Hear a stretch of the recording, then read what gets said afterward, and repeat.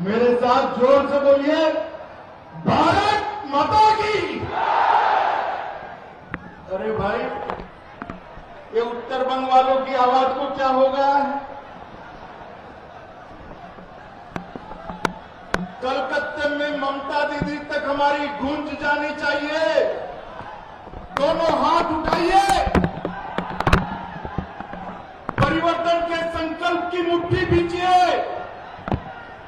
और प्रचंड आवाज से बोलिए, भारत माता की, भारत माता की।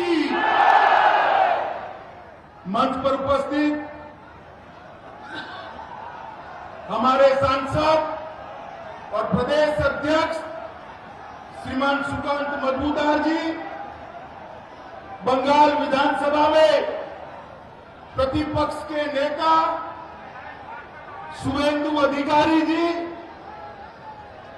भारतीय जनता पार्टी के राष्ट्रीय उपाध्यक्ष और पूर्व अध्यक्ष दिलीप घोष जी, केंद्रीय मंत्री निशित प्रामाणिक जी, जॉन बाला जी, मंच पर उपस्थित सारे सांसद और विधायकगण, भारतीय जनता पार्टी के पदाधिकारीगण और आज उत्तर बंग की ये विराट जनसभा में आए हुए सभी मेरे प्यारे भाइयों, बहनों, माताओं और मेरे जिगर के टुकड़े जैसे युवा मित्रों को मेरा प्रणाम। मित्रों, आज बहुत समय के बाद, 1 साल के बाद मैं बंगाल की भूमि पर आया हूं। क्यों 1 साल के बाद आया, बाद में बताता हूं मैं, मगर जब यहां पर आया हूं तब रामकृष्ण परमहंस, स्वामी विवेकानंद, गुरुवर टैगोर, ईश्वर चंद्र विद्यासागर, नेताजी सुभाष चंद्र बोस, श्यामा प्रसाद मुखर्जी, खुदीराम बोस, बंकिम बाबू, चैतन्य महाप्रभु, श्री अरविंद, ये सभी की ये पवित्र बंगाल की भूमि को मैं प्रणाम कर कर मेरी बात की शुरुआत करना चाहता हूं। भाइयों बहनों, आज मैं उत्तर बंगाल में आया हूं तब ठाकुर पंचानन वर्मा, स्वर्गीय जगत दीपेंद्र नारायण जी, उनको भी प्रणाम कर कर मेरी बात की शुरुआत करना चाहता हूं।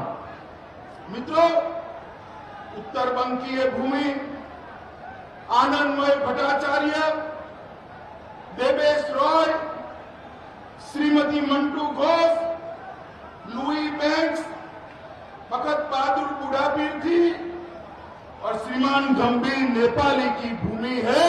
ये भूमि को मैं प्रणाम कर कर मेरी बात की शुरुआत करना चाहता हूं। मित्रों, आज जब मैं यहाँ आया हूं तब सबसे पहले उत्तर बंग और पूरे बंगाल की जनता का बहुत बहुत धन्यवाद करना चाहता हूं। मित्रों, हृदय से धन्यवाद करना चाहता हूं, क्योंकि गत चुनाव में, विधानसभा चुनाव में जब हम मैदान में उतरे तब हमारे पास 3 सीटें थी, सिर्फ 3 सीटें। आप लोगों ने भारतीय जनता पार्टी को 3 से बढ़ाकर 77 सीटों का विजय दिलाया। इसके लिए बंगाल की जनता का मैं धन्यवाद करना चाहता हूं। भारतीय जनता पार्टी को विधानसभा चुनाव में 2,88,00,000, मैं फिर से बोलना चाहता हूं, 2,28,00,000 वोट देकर आपने गांव-गांव में भारतीय जनता पार्टी को मजबूत किया है। पूरे देश भर की भारतीय जनता पार्टी बंगाल की जनता की ऋणी है। मित्रों, आप सबने, बंगाल की जनता ने एक मैंडेट दिया कि तीसरी बार ममता दीदी को मुख्यमंत्री बनाइए। हम तो लोकतंत्र में विश्वास करने वाले लोग, ये मैंडेट को हमने माना। हम सोचते थे मां, माटी और मानुष का नारा देने वाली दीदी जब 3 बार बंगाल की जनता मुख्यमंत्री बनाई, तब अब तीसरी बार सुधरेगी, वो सुधर जाएगी, ऐसा हम मानकर चलते थे। 1 साल तक राह दिखा। बंगाल के लोगों बताइए, आज बंगाल के अंदर अत्याचार कम हुआ है क्या? जोर से बोले, हुआ है क्या? कटमनी बंद हुआ है क्या? भ्रष्टाचार बंद हुआ है क्या? सिंडिकेट का राज बंद हुआ है क्या? भाजपा के कार्यकर्ताओं की हत्या बंद हुई है क्या? ममता दीदी, 3 बार आपको चुनाने के बाद भी आप नहीं सुधर रही है। आप ये मत सोचना कि भाजपा वाले लड़ेंगे नहीं। मैं आज यहां उत्तर बंग की भूमि पर कहकर जाता हूं, जब तक आप बंगाल की जनता पर अत्याचार, भ्रष्टाचार, कटमनी और सिंडिकेट का राज समाप्त नहीं करेगी, भारतीय जनता पार्टी आपके खिलाफ अपनी लड़ाई चालू रखेगी और उसको परिणाम तक हम पहुंचाएंगे। आप क्या सोचते हो कि बंगाल के गरीबों का अधिकार आप लूटोगे और भारतीय जनता पार्टी चुप रहेगी? संभव ही नहीं।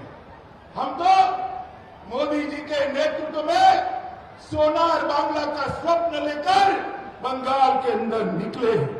मित्रों, अभी अभी चुनाव के बाद जो हिंसा हुई है, वो हिंसा के बाद मानव अधिकार आयोग ने कहा कि यहां पर कानून का राज नहीं है, यहां पर जो सत्ता में है उनकी इच्छा का राज चल रहा है। 101 लोगों की हत्या कर दी, 1829 लोग घायल हुए और 161 से ज्यादा मुकदमों में टीएमसी के गुंडे अपराधी पाए गए। माताओं, भाइयों, बहनों, आज मैं प्रदेश भर के भारतीय जनता पार्टी के कार्यकर्ता को कहकर जाता हूं, डरिएगा मत। ममता दीदी के अत्याचार तो बहुत कम है। हम केरल से लेकर पूरे देश में 1950 से राष्ट्रवाद के आधार पर राजनीति करते हुए आए हैं। हमें कोई रोक नहीं सकता। बंगाल में भी बीजेपी को बढ़ने से कोई रोक नहीं सकता। राजनीति करते हुए आए हैं। 22 मार्च से लेकर अब तक 181 राजनीतिक हिंसा की घटनाएं हुई और सुप्रीम कोर्ट ने कड़ी टिप्पणी के बाद सीबीआई को 64 बलात्कार के मामले और 52 हत्या के मामले सौंपने पड़े। निवृत्त हाईकोर्ट चीफ जस्टिस की अध्यक्षता में 698 मामलों की एसआईटी बनानी पड़ी। और दीदी, देश भर में कुछ भी होता है, यहां से डेलीगेशन भेजती है, टीएमसी का डेलीगेशन भेजती है। अरे दीदी, वीरभूम में आपने 8 बच्चों, 8 महिलाओं को और 1 बच्चे को जिंदा जला दिया, वहां क्यों डेलीगेशन नहीं भेजा भाई? क्यों? वीरभूम वाले आपके लोग नहीं है क्या? फैक्ट फाइंडिंग टीम नदियां क्यों नहीं गई?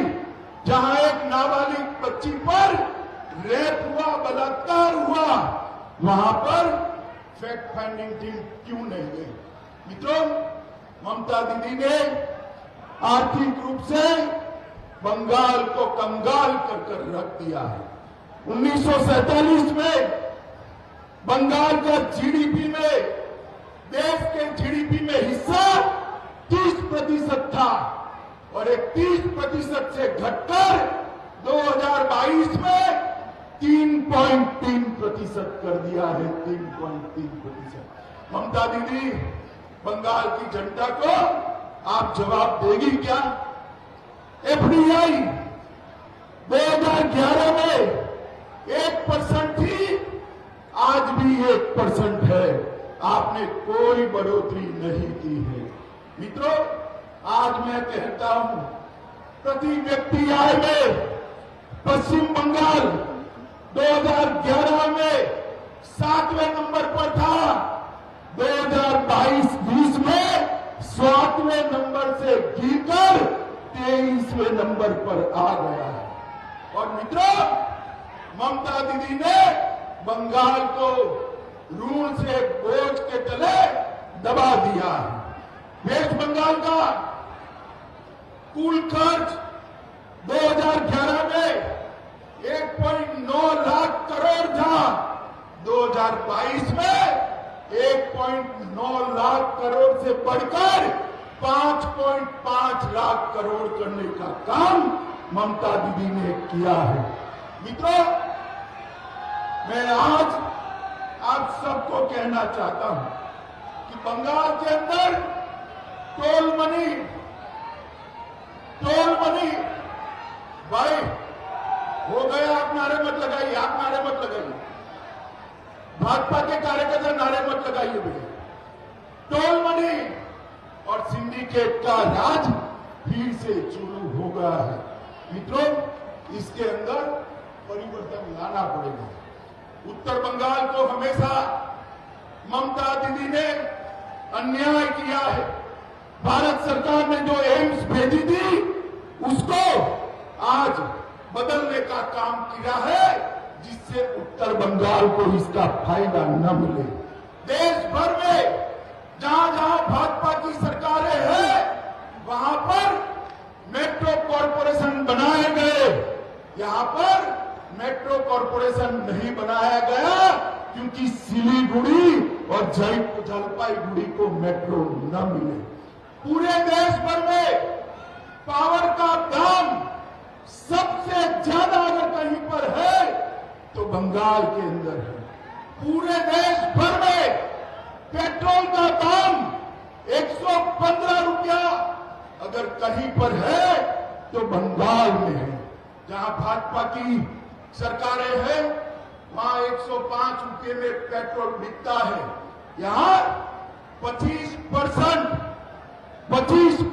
जीएसटी और 13 रुपया और टैक्स बंगाल सरकार ने लगाया है। मित्रों, आज भी पूरे बंगाल के गरीबों को आयुष्मान भारत योजना का फायदा नहीं। मुझे बताओ भाइयों बहनों, 5 लाख रुपया बंगाल के हर गरीब को मिल सकता है। बंगाल के गरीब को मिलना चाहिए या नहीं मिलना चाहिए? जोर से बोलिए, मिलना चाहिए या नहीं मिलना चाहिए?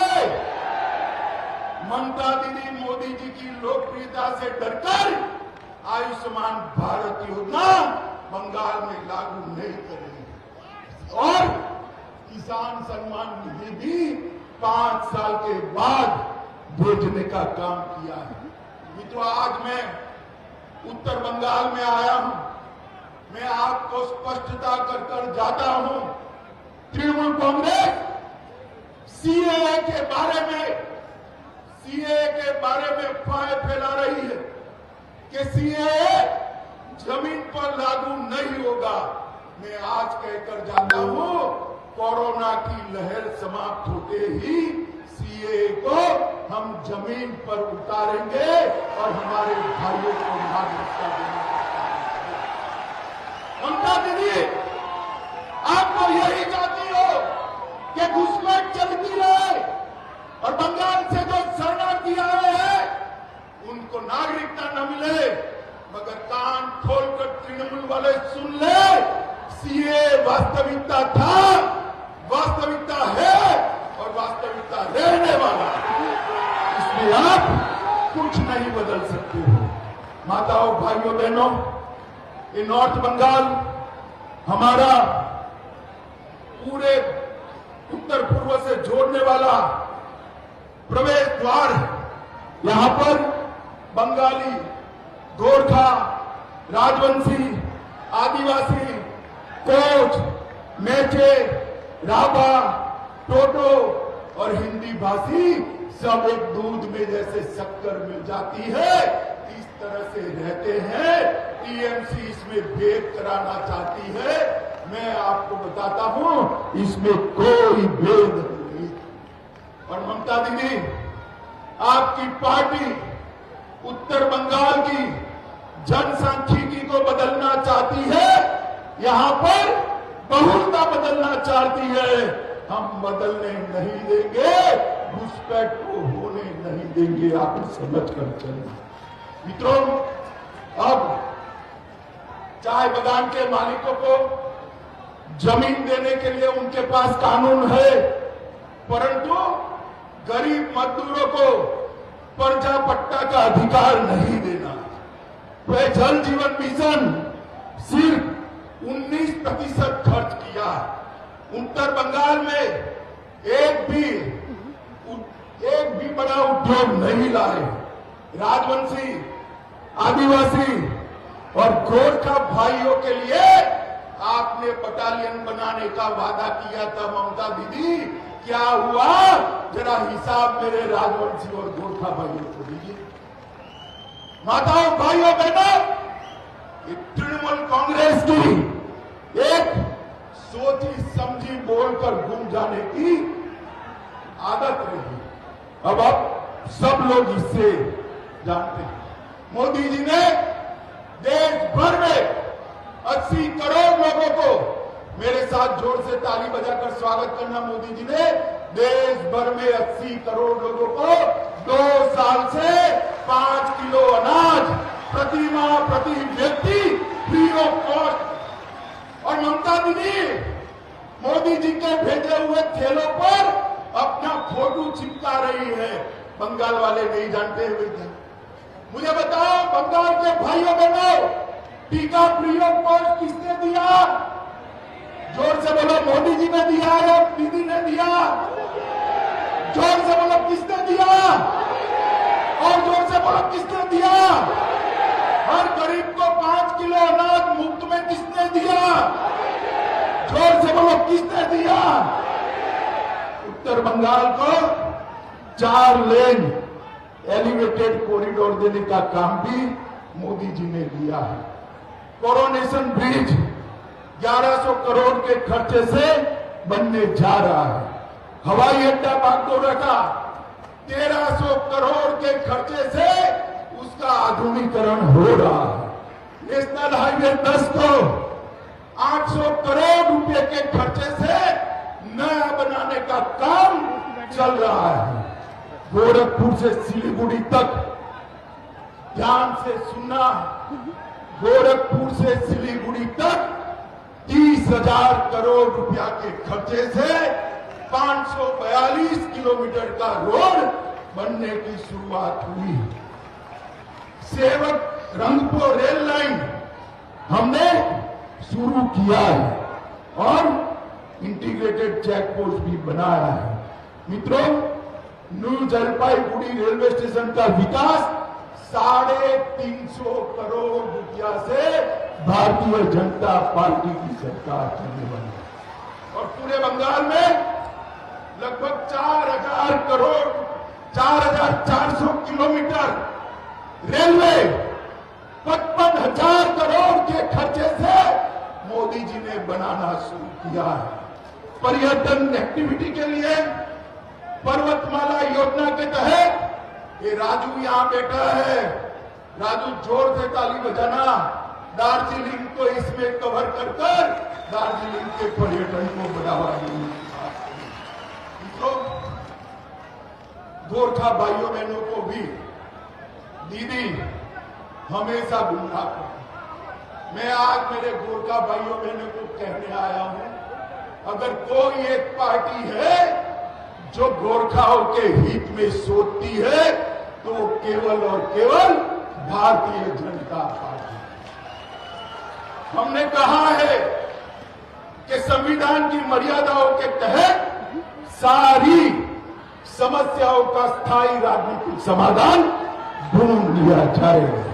दीदी, जीटीए चुनाव से गोरखाओं की समस्याओं का समाधान नहीं होने वाला है, आप समझ कर रखिए। माताओं, भाइयों, बहनों, मैं आज समग्र इस बड़ी रैली के माध्यम से इसके बाहर भी हजारों लोग रोड पर खड़े हैं। इस बड़ी रैली के माध्यम से कहने आया हूं, ममता दीदी के कटमनी के खिलाफ, सिंडिकेट के खिलाफ, अत्याचार के खिलाफ, भ्रष्टाचार के खिलाफ, गुंडागर्दी के खिलाफ और राजनीतिक हत्याओं के खिलाफ भारतीय जनता पार्टी की लड़ाई चालू है। भारतीय जनता पार्टी तब तक चैन से नहीं बैठ सकती जब तक टीएमसी के अत्याचारी शासन को हम उखाड़ कर फेंक नहीं देते।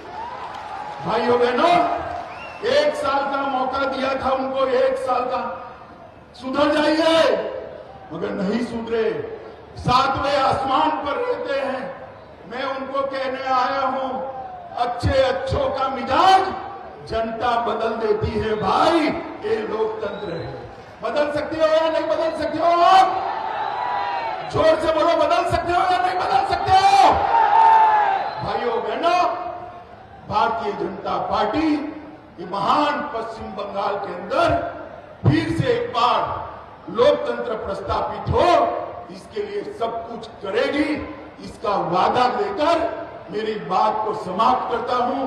मेरे साथ दोनों हाथ उठाइए, दोनों हाथ उठाइए, मजबूती से लड़ने के संकल्प के साथ मुट्ठी भींचिए और प्रचंड आवाज से बोलिए, भारत माता की, भारत माता की, भारत माता